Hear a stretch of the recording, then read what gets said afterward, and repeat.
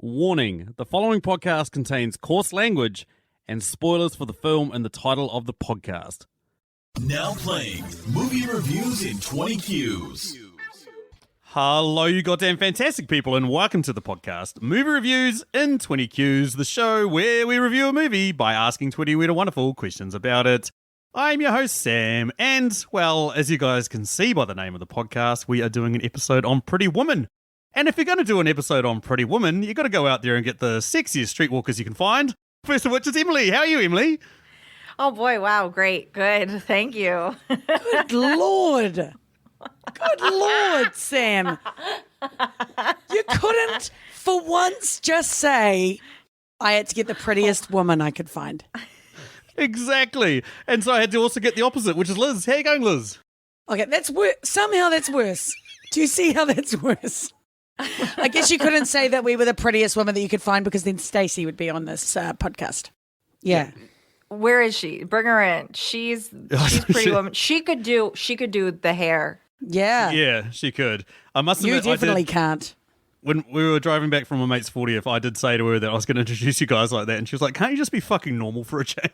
Oh my God, thank you. This is why I love your wife. Like, well, there are many reasons, but that's one of them.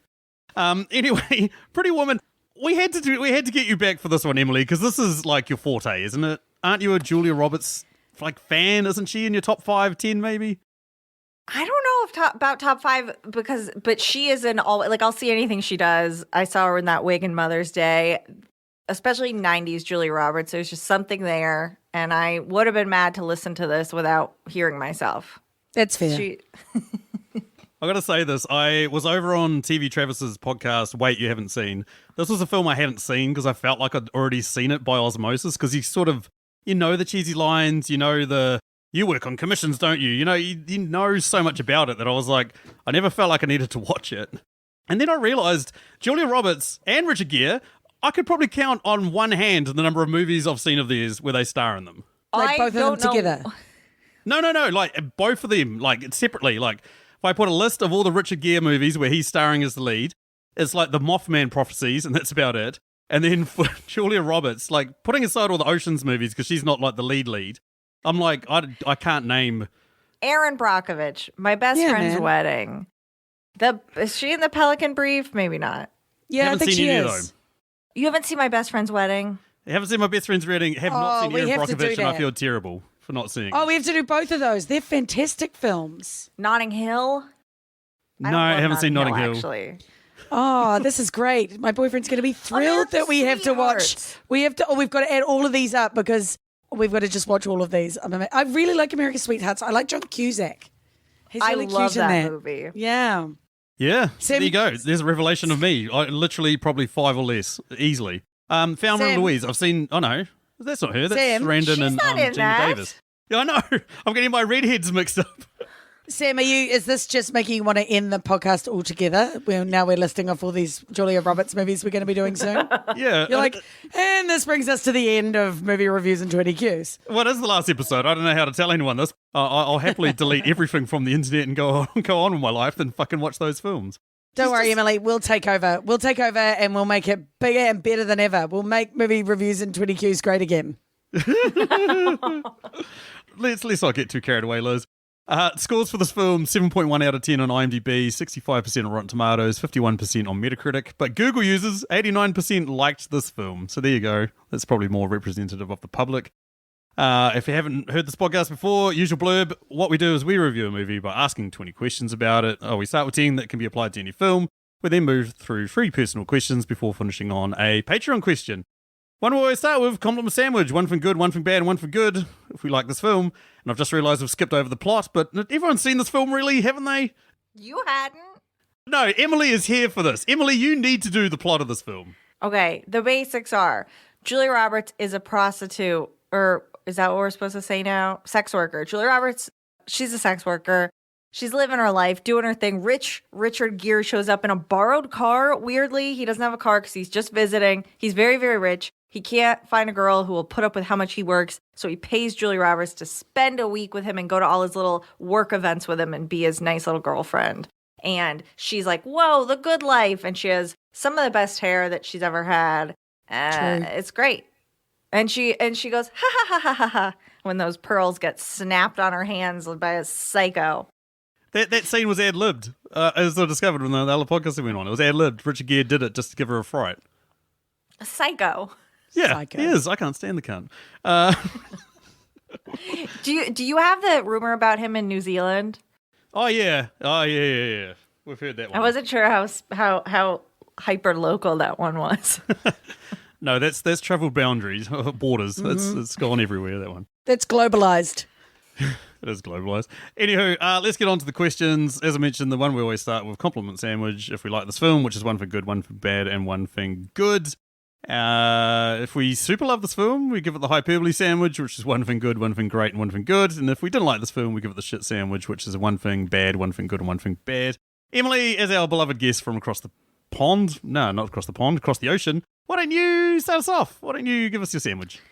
I am going to do a compliment sandwich that I need to couch with this fact that this is a good movie, but there are two better Julia Roberts movies, minimum. So you can't go too crazy on this one because it's great, but it's not even her best. But first thing good, the plot doesn't matter. What happens in this movie doesn't matter. The charm, the chemistry, the charisma, that's all that matters. Not even Richard Gere for me does nothing. Julia Roberts is carrying all of that. Like her magnetism is what makes this movie. The bad is all of the dialogue is the worst dialogue on the earth. Everything they say is insane. It's not how anyone talks. It's awful. It's so bad. But Julia Roberts says it and you buy it because she's so great. And the other good thing is this is like the epitome of 90s movies that we don't really get anymore, where it's just totally charm. I feel like nobody has this kind of charisma anymore in movies. We don't have movie stars who just like win you over. That's why everybody was so pumped for Top Gun Maverick, because Tom Cruise, as psycho as he is, he has like that thing. No one has it. I miss it. I miss Julia Roberts. There. There. Well, how many pearl necklaces are you going to give this Necklace. movie? I chose that for a reason, baby. I'm gonna give it a solid 8,100 pearl necklaces. Solid. Would watch it if it was on TV.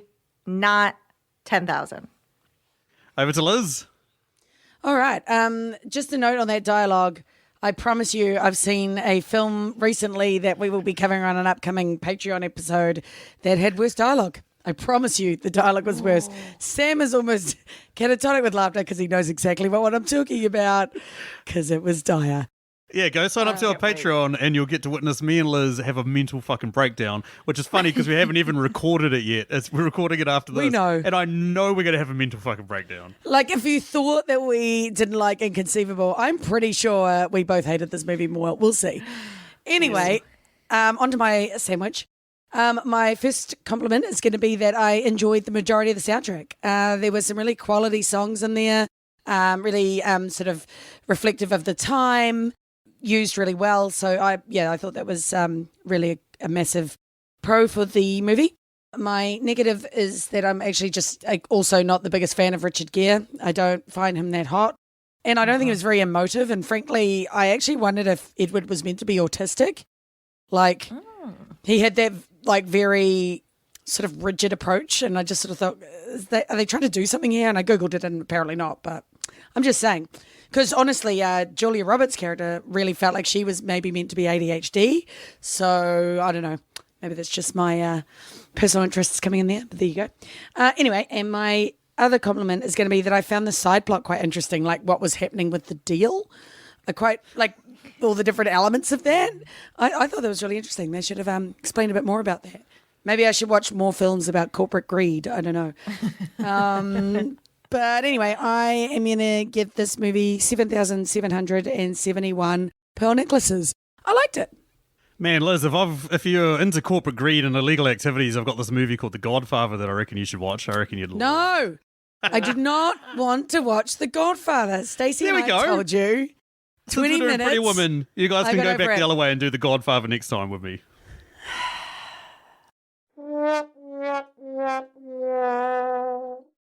On to me. The good thing, the pacing. The pacing of this film, like, I usually, about an hour or so into a movie, I stop it and I go, okay, how much longer is left? You know what I mean? Because I can kind of see where it's going and all that sort of shit.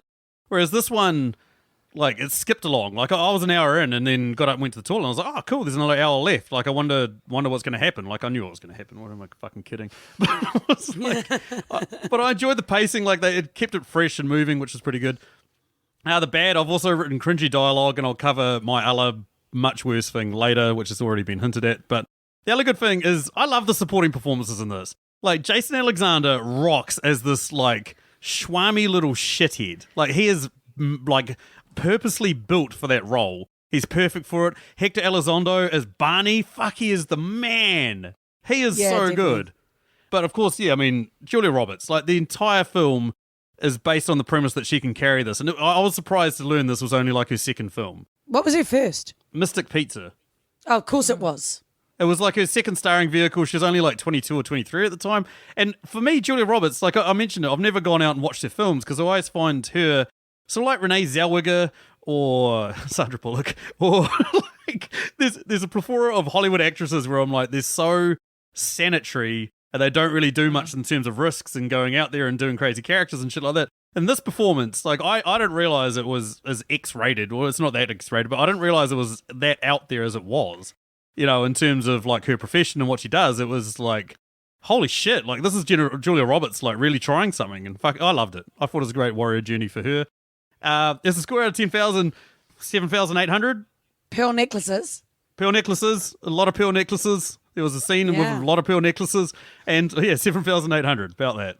Like, I can see why it's a classic, and I've got questions about whether it should be later, but yeah, it's an enjoyable little film. I wouldn't go out and rewatch it, but if Stacey put it on, I wouldn't complain. I'll put it that way. Do you think you're the first person to ever call Julia Roberts' role in this a warrior's journey? Well, it is. Like, I agree. You said it, and I was like, oh, yeah. I don't think anyone on the earth has ever said that before, though. Probably not. Absolutely probably not. But she goes from this, like, broke, living with a woman who's, like, spending all her money, isn't really sure of herself, you know, $100 an hour, $300 a night. Like, what the fucking maths is that? You know what I mean? Like, she's like, and she goes on this voyage of self-discovery and becoming this awesome, better person. Oh, no, I'm going to spoil my answer if I say anything more, but it's a warrior journey. It's totally a warrior's journey. Yeah. Anywho, Sure. Let's move us over to question number 2, which is what, Emily? What was the biggest dick move in the movie? I'm going with Edward negotiating the price of Vivian staying with him for the week. Like he couldn't afford $5,000, so he bartered with her. Fuck off. Like, that just pissed me off. I know it's supposed to be a cute moment. $4,000, Liz. But no, like he could have just gone at $5,000, you know, because he was like, oh, I would have paid. Oh, did he say I would have paid $4,000 or something? But no, she asked for $5,000 at the start, didn't she? I think she went for 4. He said 2, and then they agreed on 3. And she said I would have stayed for 2, and he said I would have paid 4. Yeah. And I think that was supposed to be cute, but I was like, you're a fucking son of a bitch, Richard Gere. Yeah, why are you eat a dick? nickel and diming her? Yeah. Exactly. It's like, it's walking around money for him. There's no importance whatsoever to him. Like, for her, it's, like, life-changing, but for him, it's just like, yeah, whatever. I'd like to point out, by the way, obviously we're discounting the attempted sexual assault. That's too easy. That's why I haven't chosen that. Yeah. I want that to be clear that obviously that is the biggest dick move, but it was too easy. That we didn't all just go, that was fine. I mean, it wasn't great, but do you know what I really hated? No. Anyway, Sam, what about you? I went with the one which was kind of obvious, like the roommate stealing her money while she's asleep and then buying drugs. But then I remembered, like, segueing into another part. I need to ask Emily this. If you see a murder in an alleyway and you're from out of town, do you stop and just start taking photos of it? Like those tourists from Florida or whatever? Like, Hank Azaria has a tiny little cameo in it in which he turns around and tells off a whole bunch of tourists from Florida who are in LA and they're like, oh my God, it's a murder in an alleyway of a prostitute. Yay. It's like, what the fuck?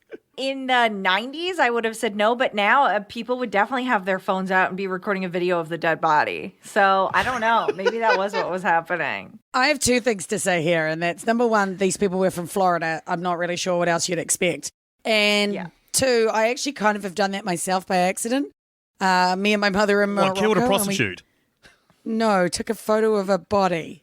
Oh, okay. I don't kill prostitutes by accident, Sam, but like, jeez Louise. Me and my mum were in Morocco and we were walking down this sort of alley and there were these men coming towards us all dressed beautifully in white, and there was this really elegant looking thing, and I was like, oh, this must be some nice ceremony or something.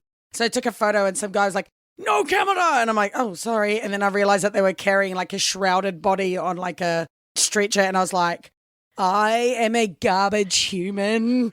And like, oh, it was the worst. Liz. I know. Liz. Oh dear. So Emily, what was your biggest dick move in the movie? Mine is an extension of Sam's, which is, okay, Laura San Giacomo, I don't know if that's how you say her last name, takes all the money that they have in their toilet tank, except for $1. She leaves $1 in there. So Julia Roberts pulls the thing out, sees cash in it, takes the cash out, unfolds it. It's one single dollar.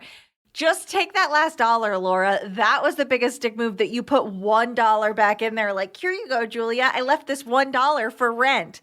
Awful. But it's the 90s. That $1 could have bought her like a packet of condoms or like a car or something. Isn't that how cheap shit was in the 90s? That's my vague recollection. I was just so offended by that one single dollar sitting in there. It was such a massive dick move, right? It was so horrible. It was fantastic. Nice. Question number 3. What do you got? What is it, Liz? All right, question 3. It's a fan favorite. What quote from this film would be the worst to hear immediately after having sex? I've got 2, and I think one of them's a little bit obvious that you guys might have. So I'm going to go with one, which is, look, I'll tell you what. I'll be back. We'll do broccoli tomorrow. Oh, God. I'm not into vegetables. Gross. I'm just trying to imagine what sex position that might be. Oh, no, it's not a sex position. It's a vegetable. It's I like the insertion broccoli. of broccoli into something. Oh, I just thought you meant eating it. I'd be fine to eat it. No. The way he says Quite we'll do pleasurable. broccoli. It's got like little bits on it. I don't know what I'm saying, man. Don't. What about yours, Emily? This ain't a buffet, kid. Oh, yes, I thought of that one. It's awesome. I've got 3. I'm going to go with, I just saw a girl pulled out of a dumpster. Jesus Christ. What's your Yeah, that's one, pretty Sam? foul. Your other one? Oh, you could pay me now and break the ice? Nice. Okay. Well, the other one I could go is finally, you just can't turn tricks forever. Because that would Or be you work on commission, sad. don't you? Yeah, you work on commission, don't you? That's another good one. I actually had I was like, that would have been probably the best thing to hear after sex. It'd be like, I put in such a noteworthy performance that I work on commissions. No, You Sam. must work on commission. That's not what they would have meant if they said that to you. I already know that. Yeah. Without having sex with you. I'd like to point out I've never had sex with you, so I wouldn't know, but I know. I don't think anyone was wondering that, Liz, but thanks for pointing that out. Cheers. Question number 4. What was the most insane leap of logic in this film? That a store would turn down money. I don't care how snobby they are, especially in LA, Beverly Hills. As not to brag, but I lived there and they don't care. Rich people in LA dress like shit. They're in like sweatpants, or you don't know who's the son of who's making what movie. They would never be like, you can't shop here when they do work on commission. That's insane. Yeah, that's ridiculous. I totally agree. Yep, fair enough. What about you, Liz? Okay, so mine is that a man who can't properly drive a car with manual transmission or even operate a hotel keycard has the mental capacity to be a successful corporate raider. Yeah. He really was incompetent, wasn't he? Such a moron. He was such a good example of white men failing up. Yes, absolutely. And it's funny you bring that up because my one was very similar. The fact that like he's supposed to be the super smart dude, but then when he's like trying to find his hotel, he stops and pulls over and asks some homeless dude for directions. It's like Oh, yeah. a guy dumpster diving. He pulls out. It doesn't go into a gas station. Doesn't go into like a shop. It stops and stops and asks this homeless dude, and then he stops and asks prostitutes. It's like, how clueless to the world is this guy? Extremely. And honestly, watching him drive that car just hurt me. It hurt me deep inside. It hurt Julie Roberts' character too. She was like, oh my God, you don't know how to drive your billion-dollar car, you dummy. Yeah, what a dummy. That is true. The other one I had is like, she's poor and broke, yet she can afford a wig that manages to hide that like mop of hair that she has. Like, how the fuck? I had that too. I said that her hair would fit under that wig because she takes the wig off and he's like, ooh, because better, which also a dick move. How rude. Better. Okay. But that little tiny thin wig to hide her luscious mane was nuts. That was fucking insane, right? Like, when you see her the next day, when she's like just fully frizzed out, you're like, how, what the fuck? How is that possible? Where was it? It had to go somewhere. And why bother covering it up in the first place? It's so pretty. Like, yeah, I don't know. Anywho, that moves us over to question number 5, which is a Patreon question. The first of our Patreon questions. This one comes courtesy of Dan Brennick.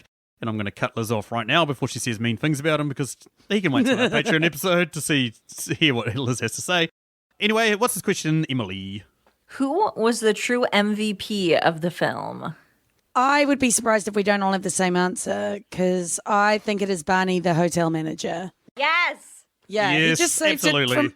He saved it all from going to shit. He maintained it. He was decent to her. Well, mostly. There were a couple of bits where I was like, don't be an asshole. But mostly he was pretty decent, and he just sorted shit out. The biggest dick move was Hector Elizondo being so nice to her, and then, well, kind of, an asshole to her at first, but nice. And then Richard Gere being like, she's on my knees, whatever, bye. Instead of being like, I get it. You're kind of like trying to help me out. You helped her. But he just kind of like dismisses him because he's like, oh, I'm the manager. Sir, would you like my card? And Richard Gere is like, no. But Hector Elizondo was the best. And it's the exact same role he plays in Princess Diaries. And I love it there too. Yes, he does. You're so right. And yeah, he's great. You're so right. I love Princess Diaries. I've never seen it, but it's great. Oh, we have to do that one it is. too. Yeah, add it to the list. Yeah, I mean, he was my obvious one. I mean, I mentioned how awesome he was at the start, but like he had the opportunity to be the subplot of like, you know, the scheming hotel manager and like, you know, they're constantly clashing and all that sort of shit, but to actually take her under his wing and like just completely transform her was, you know, awesome. Nice job. The MVP of the film carrying it into forever and making it part of culture, I feel like, is that mean sales lady. Oh, totally true. Yeah. So that Julia Roberts can tell her, big mistake, huge. And now that's like the most quoted line. So, and that lady, we don't know her name. We don't know the actress's name. She probably never worked again. She's probably dead, actually. But she's part of it. That's dark, but fair. Yeah. The other one I had was Larry Miller as Mr. Hollister. You know, the shop owner where he's like, what does he say to her? Like, is this going to be incredibly bad or offensively bad or something like that in terms of like offensively outrageous? And he was obscene. Like, obscene, that's isn't it? right. Obscene amount of money. Yeah. And then he has to suck up to him. And then Richard Gere's like, no, to her. Yeah. Not to me. Yeah. I love Larry Miller, and that role was just like fucking perfect. Yeah. Then you would love Princess Diaries, where Larry Miller plays that same role. Anywho, let's move us over to question number 7. Sorry, I'm just going to skip 6. I'm just going to go to the end of the podcast before these guys get any more suggestions. If you want to get a hold of us, you can find us on, well, nowhere because I'm deleting this podcast. Thank you. Bye. Rude. I think we're very funny. No, your movie suggestions are getting worse by the second. Question number 6 is a Patreon question, though. It comes courtesy of our mate Julio of The Contrarians. The Contrarians are an awesome podcast which rage against the Rotten Tomatoes machine. So they take a beloved film, argue why it's shit, and then offer their real talk at the end, or vice versa. Anywho, what's his question, Liz? All right. His question is, what is your most controversial opinion about this film?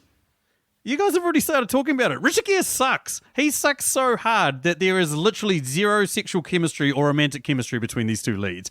Everyone talks about this as like a beloved romantic comedy, you know, between these two, but it's not. It's like, it's the Julia Roberts story. He almost becomes like the side character to the point that we barely see them together. And when we do, it's like, hey, you got to come to dinner with me. Hey, you got to come to the polo with me. Like, we don't see them learning about each other and really interacting, aside from that first time when, you know, she's talking about let's watch old movies and vegetate or whatever. But, like, there's just... The second half of the film, he just goes AWOL in a lot of ways, and I can't stand him. Fucking, honestly, swap him out for another actor at that time, I probably would be putting this almost hyperbole category. I can't believe that this movie, we think of it as having so much charm, and it's literally 100% Julia. Because I wrote down the same thing, that Edward is a sack of shit. The character is awful. Richard Gere is awful. He doesn't deserve happiness. I want him to jump off that building. Like, everything's the worst. And that should make me hate this movie. That is such a big piece of the film that 100% does not work. And yet, I love it. Like, she somehow carries it. She somehow cancels out his bad energy. And we remember it as this romantic movie only because of Her face when he snaps the pearls, her face when he goes up the fire escape, her reactions to him saved him. Like, she saved this man's career. And that's such incredible talent. He could literally have been so anyone, true. right? They literally could have put anyone in that role. He was completely unnecessary. My controversial opinion is that people probably thought Edward rescuing Vivian from Jason Alexander assaulting her was like romantic or heroic or whatever. But I was actually really disappointed because all he did was like kick him out. I was like, he should have called the police on the disgusting fucker. The guy was trying to rape her. He already, when Jason Alexander was like, oh, you're a prostitute, can I buy you sometime at the polo match? And then he's like, that's my friend. We've known each other a long time. He's my business partner. Like, it is what it is. I told him not to. And she's like, what are you talking about? Like, he's what a turd. Yeah. And then, the fact that he was just kind of like, hey, I don't like you trying to rape my girlfriend. That's bad. Get out of my house. Okay, but it's like the bare fucking minimum. Yeah. I was literally at a point there. I was like, my controversial opinion was going to be that he should have kicked him off the side of that fucking building. But then I was like, is that controversial? I mean, I think most people would like to have Jason Alexander, his character, had been drop kicked off the side of that building. I think that would have been fucking normal. But maybe he could take Richard Gere with him and save the movie. Nice. Anywho, that moves us over to question number 7. Stacey's favourite question. How would you guys have incorporated Nikolis Cage into this film? I feel like the obvious answer is, at the beginning, as Laura San Giacomo's pimp, anywhere in that universe, he would have fit right in. It would have been like a perfect 90s role for him where you see a piece of him and you're like, oh, he's not that famous yet. That's Oh my true. God, I literally have, he could be a gigolo on Hollywood Boulevard at the start, negotiating a price with a John with frosted tips. Frosted Mind melt, Tips. baby. Mind melt. This was like 1990 though. Like Frosted Tips hadn't hit till about 1995, Liz. You're like way ahead of the fashion He curve. would have been ahead. Nicolas Cage is way ahead of the fashion trend. way ahead, behind. Some people might argue just nowhere on the fucking spectrum. But the one for me, I mean, this was the easiest answer I've ever had to write, is the son of the company owner, that he's trying to take over, and they go out for dinner. How awesome would it be to have Nicolas Cage just lose his shit at Richard Gere at dinner, just like completely freak out at him, and Julia Roberts just sitting there like, okay, what the fuck? Yeah, that would have been And then she has quality. to talk to him. Yeah, trying to calm him down, and Nicolas Cage is just having a full cage rage. That would have been amazing. Cage rage. Love it. Next question, also a Patreon question, comes courtesy of our mate Nerdtrovert. I love your work, bro. What's this question, Emily? When was the best time for a bathroom break? I wonder if we'll have the same one for this. Mine was Maybe. as soon as he takes her to the shop for clothes, as long as you get back to watch her show off how much she's bought to the snobby bitch. That bit's good. But the clothing montage, I was like, eh. But that's the Larry Miller part. That part was awesome. Yeah, sorry. I don't know what to tell you. Blasphemy. The one for me is when they have a fight and then she gets banged by him on the piano in the downstairs bar. I was like, what the fuck?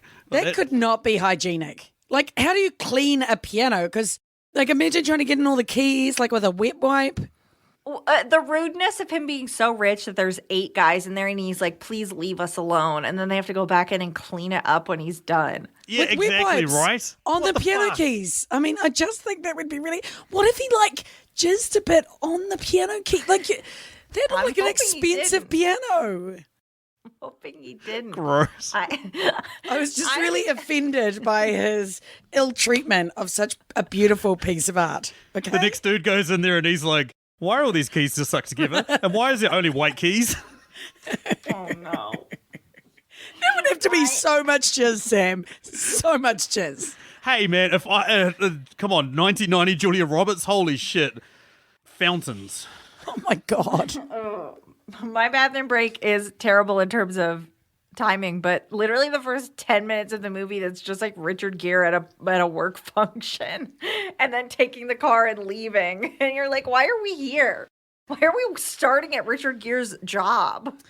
It's so weird. I was looking up the plot or something for it, and it was just like Richard Gere breaks up with his girlfriend, and I was like, he didn't do that, did he? And I didn't realize that was the whole phone conversation he was having. He was like, I need you to come out here. Why won't you come out here? oh, you're leaving me? Okay, bye. And then he's just like, what the fuck is this?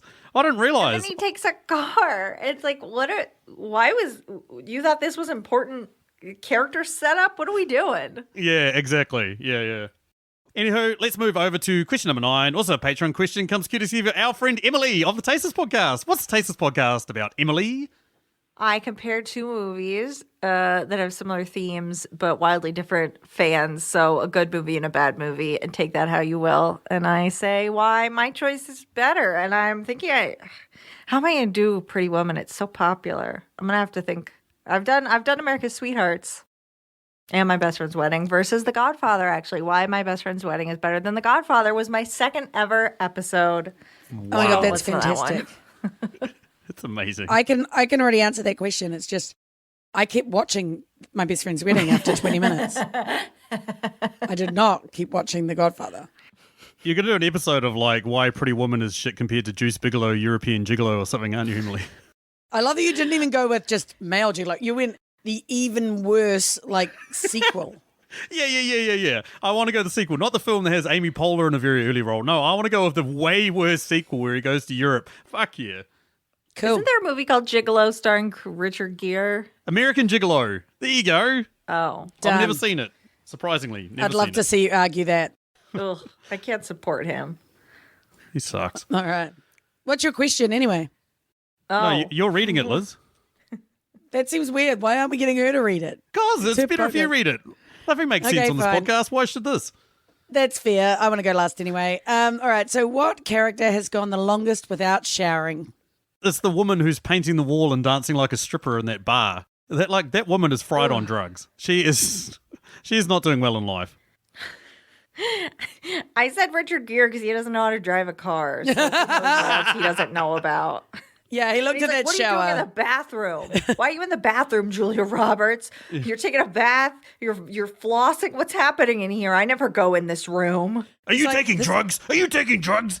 Like, what the fuck? I looked at the shower and there's this whole device that I need to use to turn it on, this tap thing. Seems really complicated. I don't think I can manage would be- this. He would make the waiters bring him up like a bucket and a rag. I wash myself with a rag on a stick.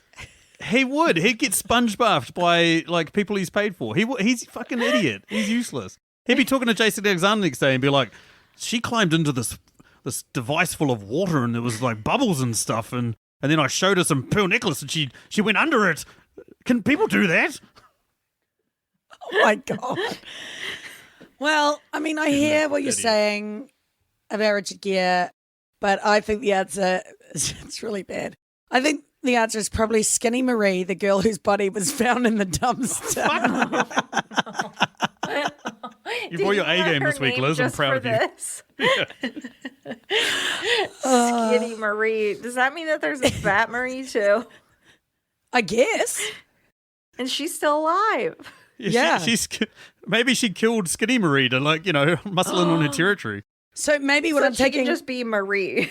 the life now lesson I'm so taking she's from just this Marie, is the life lesson I'm taking from it is that I should be eating donuts because it's safer to be fat than skinny in this movie, at least. I like donuts. Anyway, question two. Yeah, anywho, it's funny Liz brought that up because it is our next question. What unimportant life lesson did you guys learn from this film? Oh, that's funny. I didn't even choose that as my life lesson, so there you go. This is so obvious in this film, and it's that similar actually to your, well, I guess the opposite of your donuts. Well, no, similar. Nope, opposite. I'm losing my mind.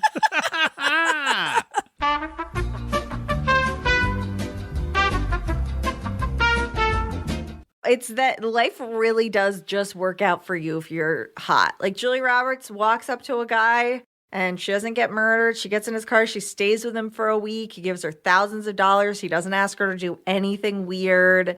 He doesn't impregnate her. He doesn't let anything bad happen to her for the most part. Like, things just work out for her. She had no rent money. She had nothing. And she's just like rocking along, wearing her clothes. Barney takes her under his wing. And if she had been hideous, nobody would have helped her. I mean, I hear what you're So saying, true. but you don't know that he didn't ask you to do freaky shit. And I really could see Edward being into some freaky shit. But they just didn't show it so that the movie could be seen by a wide audience. I'm just saying. I can't. She's like fully trying to she's like, I'm a sure thing, and he's just like, and it's like zero sexual chemistry. He just sits there just staring at her while she's undressing and stuff. Like there's no like emotional reaction whatsoever from him. Was he meant to be a virgin or something? Like he seemed to have no concept of sex or what a prostitute is for. But that's what made it like kind of, it could have taken a scary movie turn. Like it was kind of unnerving. I think when you first see it, and I think she plays it really well, when he first is like, no, let's just talk. And you kind of see her like, oh, fuck, like what's he going to want to talk about? And then later when she's sitting there laughing really hard at a really good episode of I Love Lucy, and then he comes and just sits on a chair right next to her and looks into her eyes until she like gets on his lap. She's trying to watch TV, and I was just like, oh, this could go so wrong because this guy thinks that he owns you. Like, it was kind of scary because I was like, if he had just immediately had sex with her, it would have been less scary. Yeah, shit, yes, absolutely. Super weird vibe the whole time. Moving on to more mannered topics, such as the fancy dinner that they went to. My unimportant life lesson that I learned was that escargot requires some kind of fancy-ass tool to eat it, which... further cements my life choice to never consume them because not only did they look super gross to eat, I'm too big a hot mess when needing to be able to manage that adequately in public. That was a dick move too, that I feel like he ordered every single fucking gross thing on the menu. He's like, oh, you are going to let me order for you? Here's snails and garbage. It's like, all right, power play, dude. Oh, like rude. That was actually going to be my answer to that. He was like, I'll order for you, and then he ordered me escargot, I'd be like, yeah, this isn't actually going to work out for me. So could you just pay me like pro rata for the time in front of like his companions? Because he'd fucking deserve it. Escargot, you can escargot fuck yourself. Yeah, fuck that. Escargot fuck yourself. I love it. You can escargot fuck yourself. The one for me, I mean, we were talking about how staff work on commission. So, yeah, like the sales staff on Rodeo Drive work on commission. I'm never going to fucking shop on Rodeo Drive, so why the fuck do I need to know that, right? When am I ever going to use that information? I wonder if they still do. Like, I wonder if that's just if it's a store where one piece costs over $1,000. Like, that's how it works. I don't know. Those stores are all so expensive and so small. Any store that will give you champagne while you're there knows they're going to make a lot of money off of you, and that's when you got to be careful. Yeah, like what are the only other places that give you free alcohol while you're there? It's like casinos, places where you're fucking losing money like no one's business. Because they know. You lived there and you worked for someone that's, quite successful. Did you ever go shopping on Rodeo Drive at all?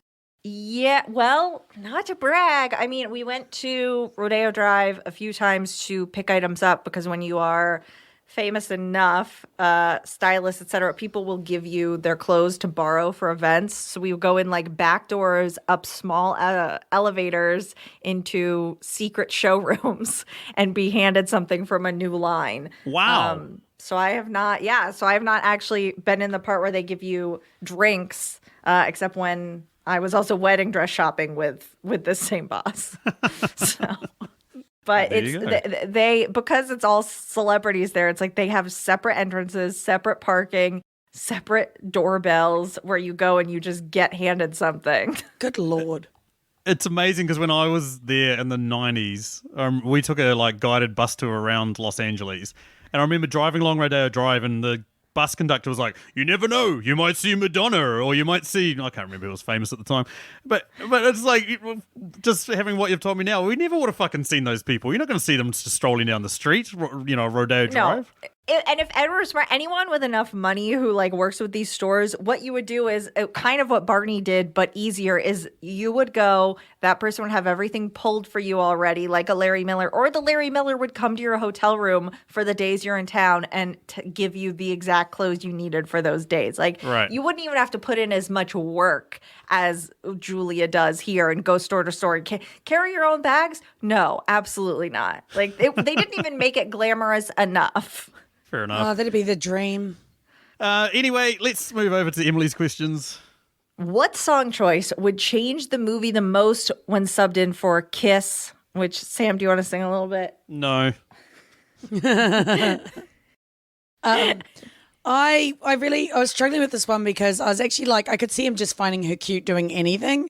And I wanted to stick with the timing of the movie, not have something that was released after the time. So it could be in there. And I've decided it had to be something like really unsexy, like Baby Shark, except Baby Shark was released afterwards. So I'm going with, how much is that doggy in the window? The one with the waggly tail. Yeah, if you saw even the hottest adult lady singing that to herself, you'd with be a like, Walkman, like with headphones and a Walkman, so choosing to listen to that song and singing she doesn't along. remember those words.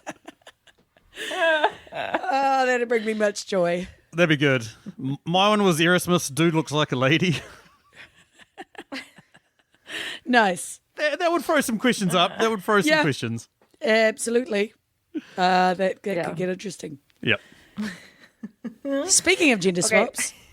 Speaking of, does the movie still work if you gender swap it with someone like Chris Hemsworth? So I suggested not only because we both love him, but because he did it so well in Ghostbusters. Yeah. Oh, he definitely plays the himbo type thing very well. But I don't think so. I can't imagine a man reacting in the same way to like the hotel manager pulling him aside, or like to shop assistants not letting him buy clothes, that kind of stuff. And it just doesn't seem ludicrous to imagine a white knight charging in to save another man. Like our conditioning just doesn't allow it. I'm assuming you're meaning like a gay storyline here. I was thinking Chris and then a rich older lady, but I would also watch a gay one. Yeah. I mean, I'd watch both those, but I feel like it would be weird, a weirder vibe. Yeah, I was about to say, because we have had films about male prostitutes before, and they've always been like grimy, horrible ones. I haven't seen American Gigolo, but I've seen Midnight Cowboy, and that's kind of like that. Like, that's about a male prostitute who's, you know, like shit doesn't go well for him. And then, like Cruising, Al Pacino movie. I'm pretty sure he plays like a gay undercover cop prostitute or something that's trying to infiltrate. I haven't watched it in 20-something years. I have a really good movie suggestion for a charming movie about a male prostitute, and that is Juice Bigelow, European Gigolo. No, Wedding Date. Is it Wedding Date? Emily, you'll know it. It's is it Dermot Mulroney? Deborah Messing? Yeah, and Deborah Messing. Yeah. The Wedding Date. Yeah, that's charming. He's very sexy. Deborah Messing, now there's a knockoff of Julia Roberts. Yeah. So that kind of is the gender swapped version-ish. It's like the Wish version of Ginger. You might be onto something. Yeah. Yes. The AliExpress version. Yeah, the AliExpress version of Julia Roberts. Yeah. Yeah. Well, poor except Deborah Dermot Mulroney is definitely sexier than Richard Gere, so. There's that. There's imagine if Dermot Mulroney had been in. Oh, yes. He would have been great. I mean, he was probably too young then, but anyway. That being said, I could kind of see like a comedic version of Chris Hemsworth like being this dumb, you know, jock / male prostitute that gets picked up like, I don't know, like a Charlize Theron, like someone that's like a little bit older than him, but not like, because it's so obvious the age gap between these two. Like yes, and he was 40 or something, she was 23, but it's so obvious, like it's painfully obvious. Well, the fact that she says, I'm his niece, I was like, really, that's where you go? Like I would have said, I'm his sister or cousin or something. Yeah, not niece. That was like, so she was obviously very aware of it too. Yeah, absolutely. Yeah. All right, final question. Have you ever had an experience like Vivian does at the store where they judge her? Well, when I was in London, I taught at a secretarial college, which used to be a finishing school. And the students were almost all sort of upper middle class, 18-year-old women who wanted to work as executive assistants in like the world of finance and go find themselves husbands, etc. Yeah, pretty much what you expect. We were definitely from different worlds. They were horrified when I accidentally left the stickers on the bottom of my shoes one time. When I told them that I shopped at Primark. We just did not compute on the same level. So, yes, I definitely felt judged. But they were nice enough. They just were like, look at this hobo hick farmer from New Zealand. So true. Fancy. Yep. The one for me, similar when I was living over in the UK, we went to Wales. We were out on the piss in Wales, and there was me and my mate and my girlfriend and one of our flatmates who's also female, but the two girls were trailing along behind us, and me and my mate walked into this bar, and just as we went to walk in the bar, the bouncer on the door stopped us and looked at both of us and goes, "How you guys going?" We're like, "Yeah, good." And he's like, "Okay, you know, can we see some ID?" And we're like, "What the fuck?" So we got our IDs out, and they're like, "All right, you guys can go in there, but I just want you to know it's gay friendly night tonight." So clearly me and my friend weren't pretty enough to be gay guys. So we both looked at each other and were like, "Oh, And then my mate looked at the bouncer and goes, are they hetero-friendly? Wait a minute. What about your IDs was going to tell him that you were gay? I've got no idea. It was weird because That's like, interesting. immediately we got them out. Like when he stopped us, we were like, oh, he wants to check our IDs because there was no queue or anything like that. So we were like, oh, fuck it, we'll show him, and he was just sort of standing there. I think he was trying to eye us up to work out whether we were gay or not. And it was so painfully obvious that we weren't, that he was just like, oh, I better warn these guys, I don't want them doing any weird shit. Maybe he was looking to see if you had the same last name, like because you could have been married. Maybe. Or he just was hoping that you were like, something was wrong with them so he could ban you. Yeah, exactly. Just turf us out of there, yeah. It was fun though. Like went in there, made a whole bunch of new friends, got a few phone numbers. It was cool. Oh, good on ya.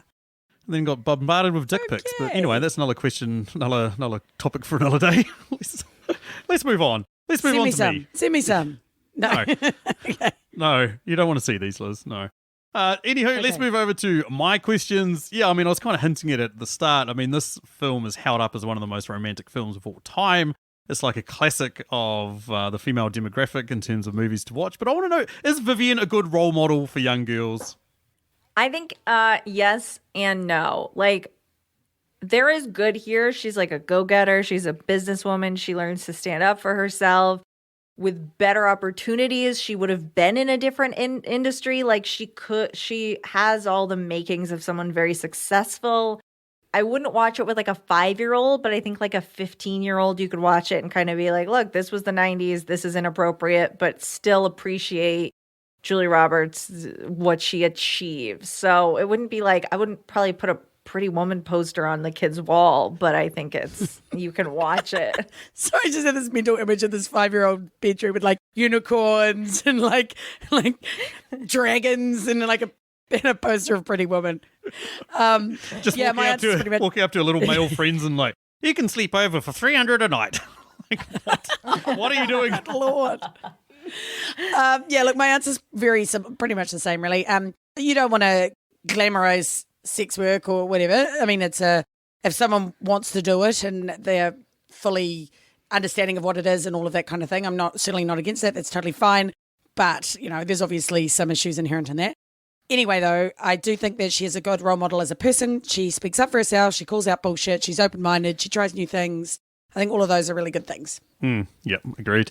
I don't really have an opinion on it, so I'm moving on to my next question, which is something I just joked about. I mean, first of all, I've got a problem with this in that he leaves this party during the day and it's sunny, and then by the time he gets to downtown LA, Emily will probably tell us it takes 5 hours to drive 4 miles in Los Angeles, but hey, by the time he gets there, he picks up Julia Roberts, takes her back to his hotel, and she says, I'm $100 an hour, and he starts scoffing at how expensive it is, and then she says $300 for the night. And I was like, doesn't seem right. But I don't know for you guys, how much would you guys pay for a night with Julia Roberts? I mean, it depends what we're doing, but if we're like hanging out and we're having a fun dinner and she thinks I'm cool and wants to be friends and doesn't think I'm a weirdo who bought time with her, I'd pay like $500. Wow. Well, I mean, I'm a pretty decent negotiator. I had a bit of practice bartering when I was traveling, so I think I could talk it down to a couple $100 at least. yeah, I'm paying over her rate for, I guess, the girlfriend experience of pretending it's weird that I'm pretending it's not weird that I'm paying her, and like she really just wanted to hang out with me. Oh, yeah, you'd totally give yourself that fantasy, right? Of like, oh, she just wanted to be my friend because I'm really fucking cool. The girlfriend experience, but with like a space between the words girl and friend. She's like my friend, Yes, that's I a want girl. the friend experience. Julia, how is your husband? David Motor is maybe his name, and your twin children. Liz. We're friends. We know everything about each other. idea, man. Emily's clearly paying for the girlfriend experience, like in the traditional sense of the word, like the prostitution sense of the word. Come on, man. Fuck. I was trying to give her an out. I would feel bad. It's a legitimate job, but I would not ever be able to pay someone. I feel like that's not a transaction I would personally want to make, but I would pay to make them eat dinner with me and watch a movie with me and talk to me. Oh, see, I'm not ruling it out as an option. I see nothing wrong with it. If I, felt like I really needed to get laid, it's just that Julia Roberts wouldn't really do it for me for various appendage reasons. How much would Julia Roberts have to pay for a night with you? Really, it's not various appendage reasons. It's one appendage reason. I don't want to give the indication that I require various appendages. Yeah, no, but that's a great question, Liz. How much would it cost for you to convert? About for Julia Roberts. About Tree Fitty? About Tree Fitty. That's all I want. There we go, listeners. We've just worked out that Liz is bisexual, as in buy her things, she gets sexual. Or I'm trisexual and then I'll try anything once. Oh, especially I'm Julia joking. Roberts. I would not. Although, yeah, maybe Julia Roberts, actually. I mean, she's not bad looking. I've got no Anyway. inclinations that way, but if Chris Hemsworth showed up with a bucket of KFC chicken. And $350. Oh, no, I don't need the money. I just need the chicken. I'd be fucking good to go after that. Anywho, yeah, we mentioned the end of the film. You know, what happens to the princess after the knight saves her? She turns around and saves her right back. I was like, oh, fucking kill me. Is this the cheesiest ending in rom-com history? No, only because there's no rain. If there's been a light rain, then it would have been. Yeah, that's a fair call. Do you have one that you would choose instead? I don't even have a different one. I just don't even remember this one, even having just watched the movie. Like, this ending does not stick for me at all. That is not the pearl stick, the bathtub kiss song stick, the shopping sticks. The ending does not make a dent for me, impression wise. See, But it's so cringe. It's like a modern retelling of a classic fairy tale theme, like the maiden being rescued by the White Knight, just that she'd fantasized, right? Although they are using sex work as a vehicle, which is slightly less romantically fairy tale themed. But I actually like that she was already planning to save herself before he turned up for her. So I think it actually makes it less cheesy than it could have been. I reckon You've Got Mail is a more cheesy ending. That's the Tom Hanks and Meg Ryan really terrible attempt at remaking sort of Sleepless in Seattle vibes. It's such an incredibly stereotypical ending, and it doesn't have any of those same redeeming features. So Is that the one where they meet on top of the Empire State or something like that? that's Sleepless in Seattle. Oh, okay. Yeah, that one's You've- alright. But yeah. You've Got Mail is basically they've been corresponding via email, or like anonymous emails or whatever. He's like got this giant fancy book business and she's got a little quaint bookstore, and he ends up like driving her out of business, but then at the same time becomes friends with her in person. And at the end, when she sees him, when they agree to meet up finally, the anonymous people, she sees him coming and she was like, I was hoping it would be you. And I was like, oh, fuck off. Yeah, I have seen that. Yeah, it's shit. Yeah. I think a contender might actually be, I think it's the very end of Notting Hill when Hugh Grant says to Julia Roberts, like, I'm just a boy standing in front of a girl. No, because she says that to him, and then does he say That's it back? pretty bad. She says to him, I'm Yeah. just a girl. She says that to him. Yeah, I'm just a girl standing in front of a boy, asking him to love him. I'm Also just bad. girl in the world. Oh, God. Don't bring Gwen Stefani into Also this. So shit.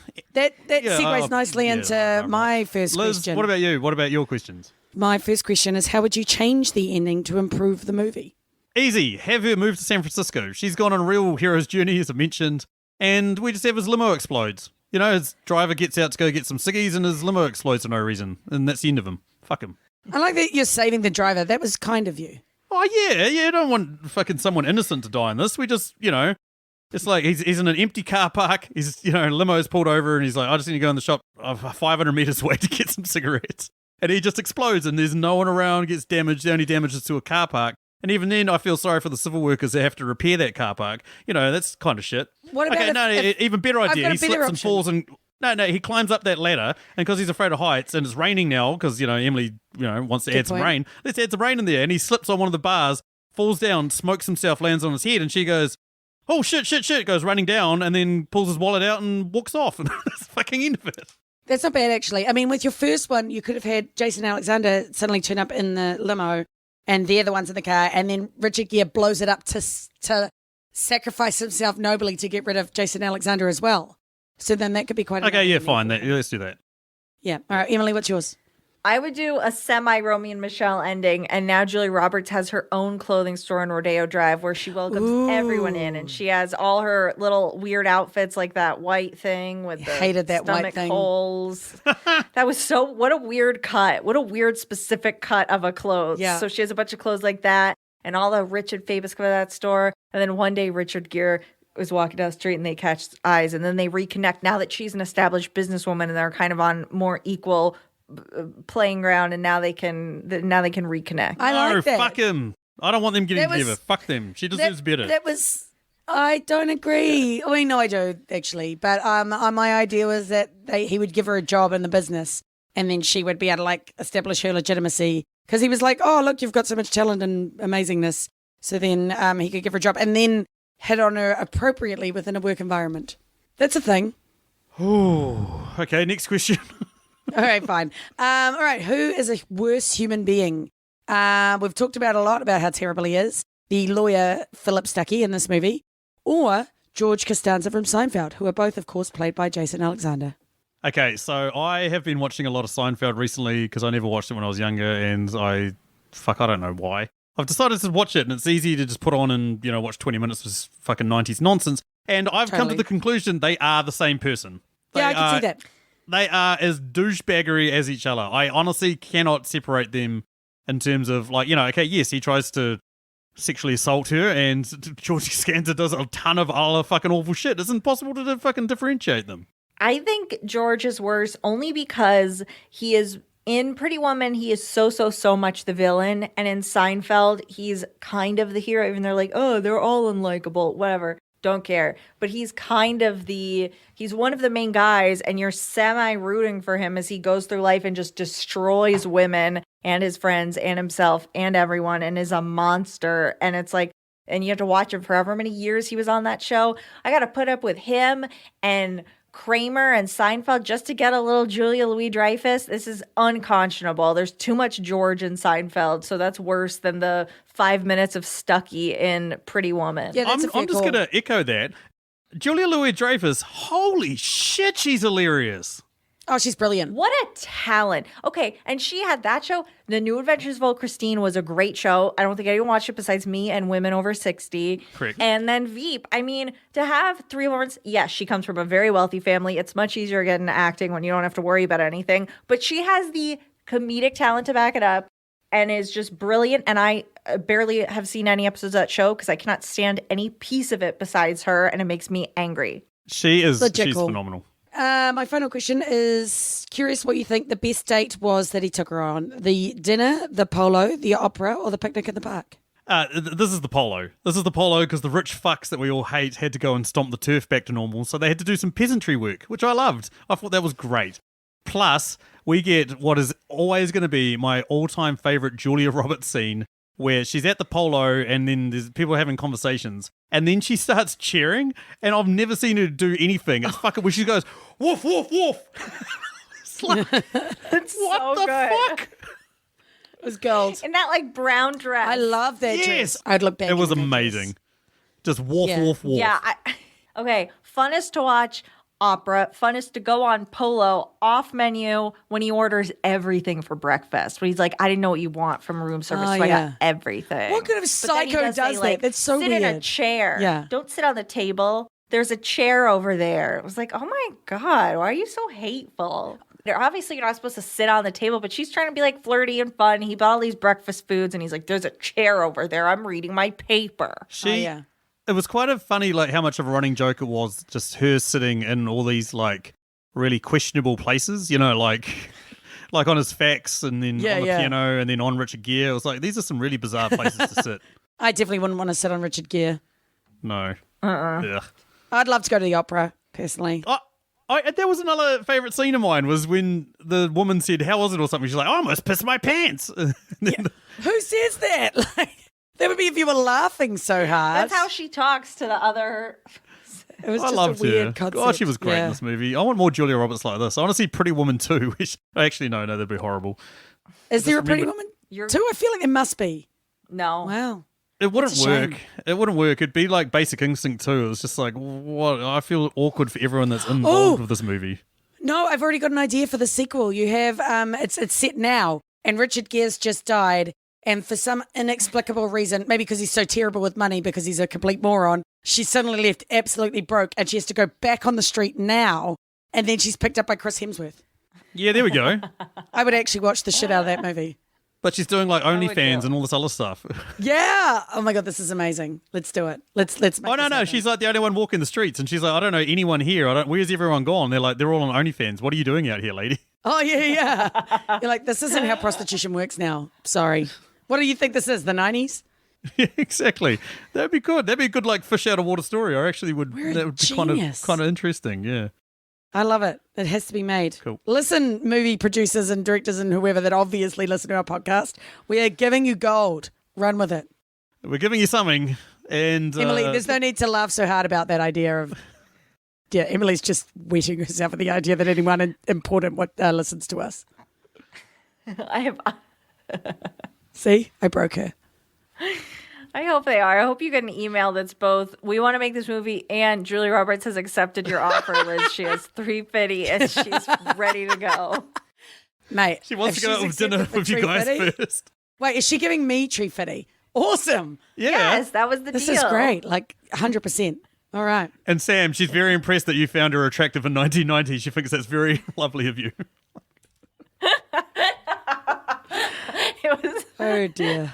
so big of you. How generous, how lovely in a description of one of her best acting performances. You said she was very good looking. Well done, Sam. Oh, good Lord. You truly are a man of quality. It would bring me so much joy to know that, like, any of the actors that we talk about on these podcasts actually listen to them. Like, go, oh, I wonder what the podcasts say about my movie. And then, like, go and listen. They're like, I can't believe Sam from Movie and Reviews in 20 Qs said that I didn't act very well. Like, Richard Gere's sitting there just silently crying right now. Like, just looking out a window at the rain, just crying. Richard Gere, if you're listening to this, send Julia Roberts a fruit basket for what she did for you. Between this and they were in Runaway Bride together. I never watched that because I didn't want to watch him. She's the only reason you have anything. Yeah. Eat a dick, Richard Gere. Wow. Iska, go fuck yourself. Yeah, exactly. Iska, go fuck yourself. Anyway, on to our final question of the podcast. This one's courtesy of our mate Chris Yenny. Love your work, Chris, especially during Livestream for the Cure. You were a very big supporter of that, and it was awesome. Chris's question, what on-the-nose song would you guys drop into this movie and where? Since they already used the song Pretty Woman, I would put in the time inappropriate song, the anachronist song, Love Don't Cost a Thing, when he comes up the fire escape at the end. Nice. Could you sing it for us, please? I actually am not positive I know how it goes. No, that's fair. I think it's Beyonce. Love don't cost a thing. Is that it? Yes. Yeah. That's it. Yes. I had like a vague sense of it. Pretty sure that's not Beyonce. You're welcome. Yeah, look, I don't know, man. That was Isn't that like TLC or something a bit more? I don't know. Yeah, it's Jennifer Lopez. older. Oh, of course it is. Oh. Yeah, it is. Of course. Nice. Incredible famed singer Jennifer Lopez. Spectacular. Sam, do you want to do yours? Because I have two options and I feel like you might choose one of them.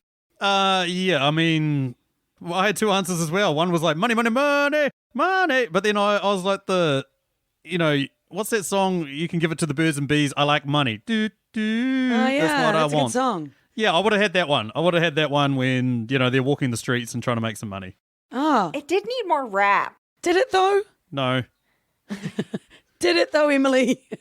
I'm amazed neither of you chose Roxanne by The Police. Yeah, Which is I know. going home in the limo. It's That too is the obvious. most on the nose. We're choosing the on the nose song. You don't have to put on the red light. But my other option, if we're not going too on the nose, is I Want It All by Queen. When she's about to go down on him and she asks, what do you want? And he says, what do you do? What do you think she does? You dipshit. But then she says, everything, but I don't kiss on the mouth. And he says, neither do I. And I want it all because I feel like it's a premonition because he does end up wanting it all. That's pretty good. I thought so. That is true. Fucking I genius. actually, when I was writing the answers, I actually did have that Roxanne, and I was like, you don't have to put on the blonde wig, Vivienne. There we go. I love it. You should play the podcast out with that song. It's a great song. Vivienne. You don't have to put on the blonde wig. I was singing that in the shower, and Stacey was like, what the fuck are you singing? That's not the word. Wait, who sings it? Sting and the Police. Oh, you should let them sing it then. Oh, I love that joke. Can't I haven't believe heard you that fell since I for it. My fell off my God. dinosaur. Oh, that's quite a good comeback. I'm totally going to use that. Oh, hang that up takes now? us to the end. Shut up, Liz. That takes us down to the end. Thank you, everybody, for listening, but bigger thank you for Emily for coming over and being our American representative of this podcast. Thank you, Emily. Thank you so Yay. much. Tell us all about Tasteless again. Send us out on that. Tasteless, great podcast, tastelesspod.com, wherever you get your shows.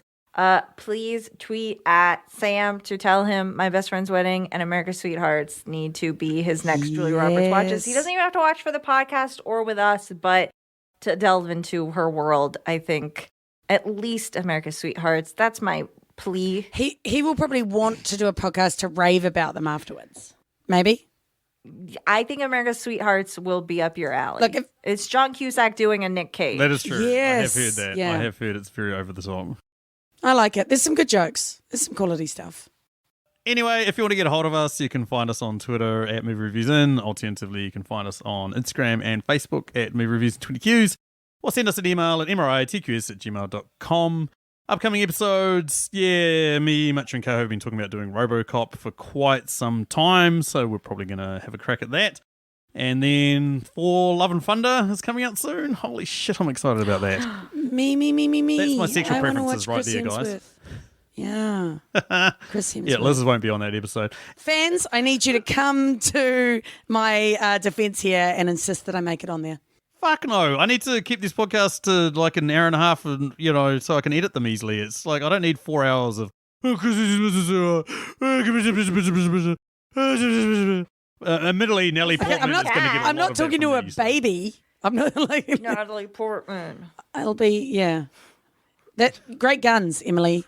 This is just what Natalie Portman looks like. Yeah. Exactly is. Anyway, Fuck, she looks I look like ripped. Natalie Portman and Chris Hemsworth is hot. Anyway, that is thanks from me. Thank you from me, especially to Emily. Thank you. Bye.